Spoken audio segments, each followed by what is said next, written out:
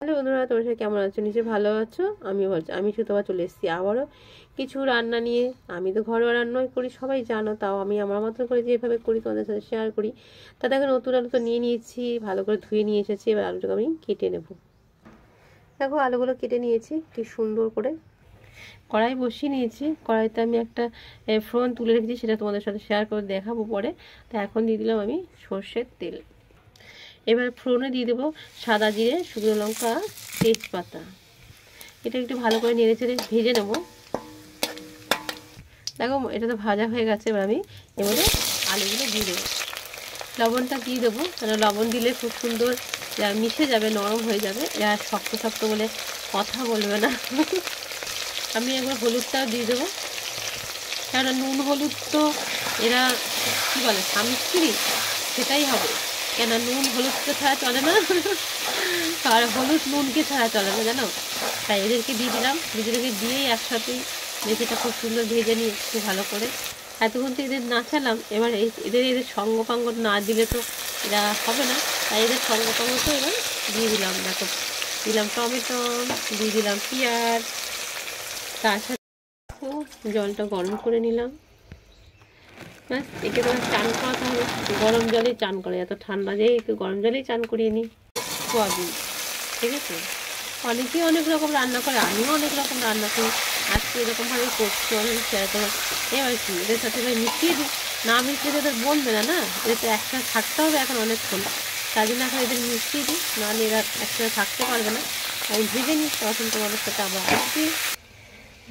আদা রসুন নিয়ে যেটা শিলেই বেটে নেবো আমি। এর মধ্যে আবার দিয়ে দিলাম আদা আর রসুন পেস্ট। দেখো, আবার সে সঙ্গপাঙ্গকে দরকার, যাদের ছাড়া চলে না, তারই মধ্যে দেখো দিয়ে দিলাম কিছুটা চিনি। আর তখনও দেখলে নুন হলুদ দিয়ে দিয়েছি, আর নুন হলুদ দেবো না।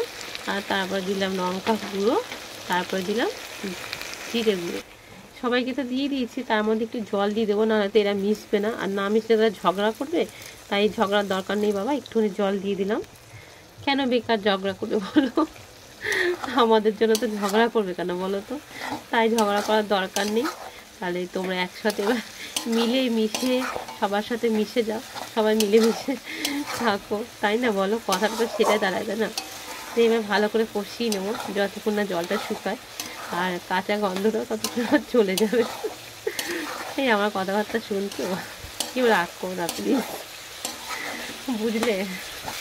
দেখো, যাতে এবার খুব সুন্দর মিশে গেছে, তাহলে আর ঝগড়া করবে না, তাই না বলো। দেখো, দেখেছো, আর এত সুন্দর সুন্দর একটা গন্ধ বেরিয়ে গেছে, মানে এটা মিশে যাওয়ার পরে কী বলবো, মনে হচ্ছে মাংস রান্না হচ্ছে, বুঝেছো।